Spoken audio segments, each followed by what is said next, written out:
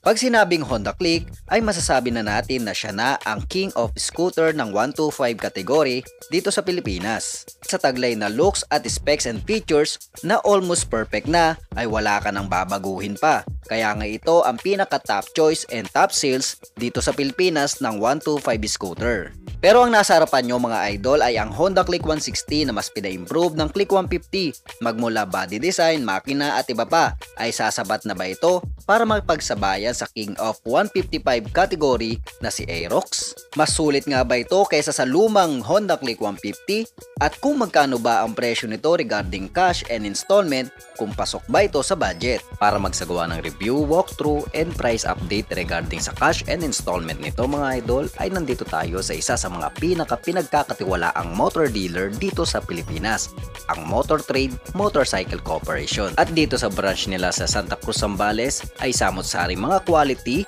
durable at syempre affordable na motorcycle ang mabibili mo dito. Depende sa pangangailangan at kagustuhan mo. Merong Yamaha, Honda, Kawasaki at Suzuki na siguradong di lang forma ang atid nito, kundi mas maaasahan mo sa pang-araw-araw na gawain. Para sa iba pang detalye, marahil bisitahin ang kanilang opisina at sila ay bukas magmula Lunes hanggang Sabado until 8 AM to 5 PM. Kahit ano pang hinihintay nyo, sugod na sa pinakamalapit na branch ng Motor Trade sa inyong lugar. Kaya wag nang magpahuli, basta motor na sigurado, i-Motor Trade mo na yan. Yeah boy! Welcome to Haji Motovlogs and this is Honda Click 160. Let's go!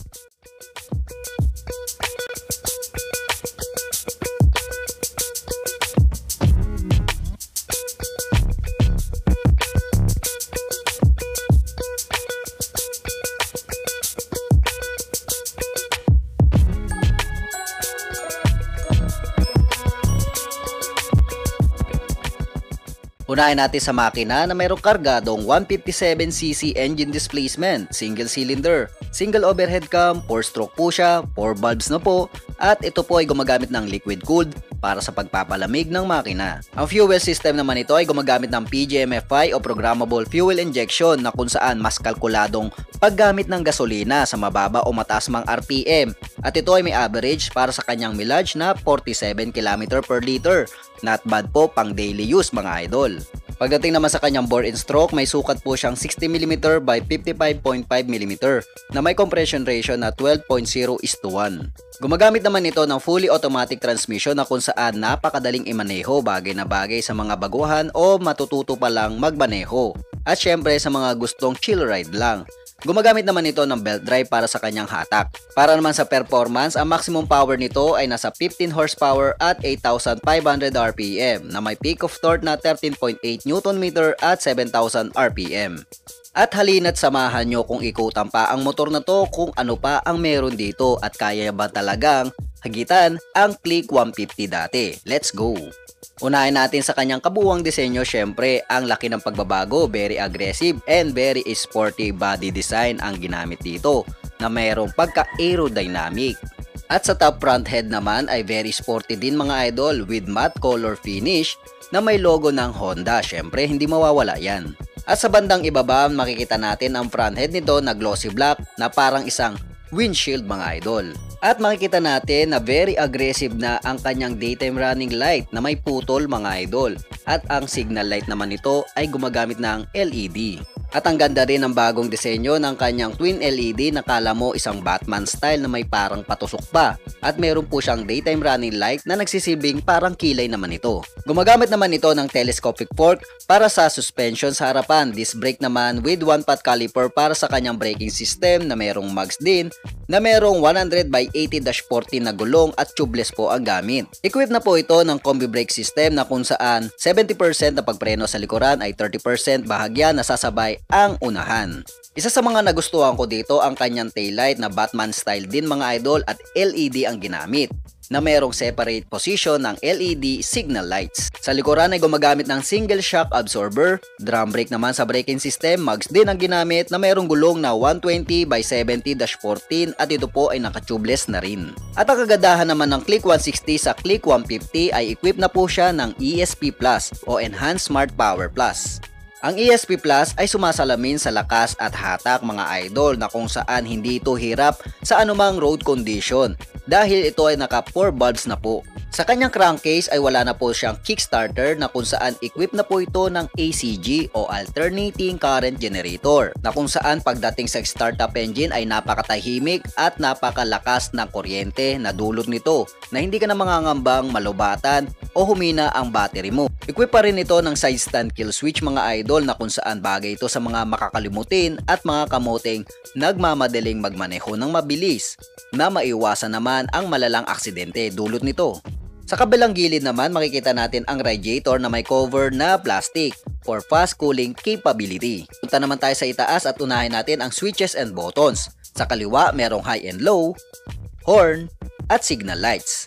Sa kanan naman ay meron pa rin siyang idling stop system mga idol. Ang kagandahan nito ay hindi masasayang ang gasolina mo habang ikaw ay nakaipit sa malalang traffic dahil 3 to 5 seconds kang nakahinto ay mag-o-off ang makina mo. At kung ikaw ay mag-go naman ay pigain mo lang ang throttle mo.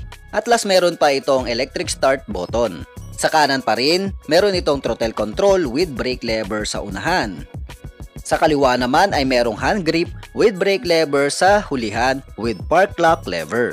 Ang park lock lever ay magagamit mo sa inclined o uphill road na parking na kung saan hindi dadaos-dos ang motor mo habang nakapark dahil ito ay nakalock po. Pagdating naman sa kanyang console panel, gumagamit ito ng fully digital meter na kung saan ang design nito ay napakaganda. Batman na Batman ang style talaga at napaka-futuristic and aggressive ang design. Sa mga convenient features naman, unahin natin sa mga packet. Unahin natin sa kaliwa na merong utility packet with cover at ang kagandahan nito, meron na po siyang built-in charger. Ang kagandahan nito, pwede ka na mag-charge anytime anywhere at safe ang mga gadgets mo or cellphone mo dahil meron itong cover. Kanan naman ay meron po siyang open packet para sa mga easy access needs mo like basahan, coins at ano-ano pa. Meron pa rin itong utility hook na kung saan malaking bagay kung sakaling meron kang isasabit, wag lang yung kabit mo. Pwedeng bag, pwedeng helmet, at iba pa. Pagdating naman sa kanyang startup engine, gumagamit na po ito ng smart key na kung saan remote control na lamang ang ginagamit na meron seat opener button at ang kagandahan nito ay meron po siyang anti-theft and answer box system. Mas pinalapad naman ang kanyang flat footboard hindi lang sa comfort riding kundi sa kanyang convenient features na hatid dahil pwede mo itong paglagyan ng mga excess baggage mo. At malapad din na upuan ang bubungad sa inyo para sa wet packs nyo. Kalmot po sa attraction cover naman ang gamit nito na merong foam na malambot para sa yag balls at ekop nyo. Sa underseat compartment naman ay malawak din mga idol. Marami-rami na rin na bagay ang pwede mong ilagay dito. At dito rin naman matatagpuan ang coolant refiller mga idol para sa radiator na kung saan dati ay nasa ilalim. Hindi ka na mahihirapan mag-refill kung ikaw ay meron ng arthritis sa likod. Last but not the least, ang gas refiller din nito ay nandito sa underseat compartment na may 5.5 liters fuel capacity. Pag-usapan naman natin ang kanyang body dimension. Ang haba ay nasa 1,929mm, lapad 678mm, at 1,062mm naman para sa total na taas. Bagay na bagay sa city driving talaga at kung pang daily use ang habit nito ay no worries dahil pwede mong isingit-singit at ipasok-pasok ng smooth na smooth sa malalang traffic. Ang seat height naman nito ay may sukat na 778mm na may total na bigat na 116 kilograms. Para sa reference nyo mga idol, ako po ay 5'4" in height at merong 57 kilo na may macheting pangangatawan na merong cute na kapugian. No problem sa akin mga idol. Abot ko naman ng 2 floor at kayang-kayang imaniobra o i-handle ito. At highly recommended din naman ito sa mayroong maliit na pangangatawan o lady rider o maliit na height. Pag-usapan naman natin ang kanyang presyo regarding sa cash and installment nito via Motor Trade Santa Cruz, Zambales. Ang cash nito ay nasa 124,430. At sa installment naman ito, meron po siyang down payment na 10,000 pesos. At meron po siyang 36 months para sa payment nito na 5,804. Paalala lang mga idol, ang presyo ay pwedeng magbago, depende po yan sa lugar, dealer at promotion ng bawat dealer. At syempre, napapanahong problema katulad ng paghiwalay ni Katniel.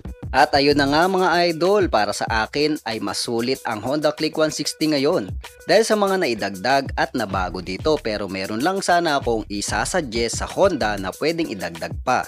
na sana mga idol dapat ginawa na siyang dual shock absorber kasi mas bumigat ito at mas lumapad ang gulong para sa stable at mas maging consistent ang bounce na hindi nangangambang mabasagan ng bearing. At kung dual shock absorber ang gamit nito, mas synchronize ang gravity nito para iwas wiggle if merong bigla ang taing madulas na merong oil na merong mani-mani na merong carrots at iba pa sa kalsada.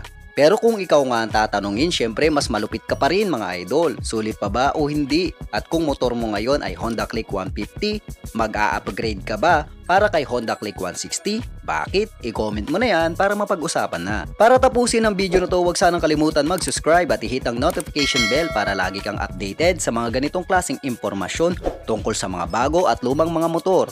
At i-like at i-follow nyo na rin ang ating munting page na Haji Motovlogs TV. Ito po si Haji from Haji Motovlogs. Thank you for watching and peace out.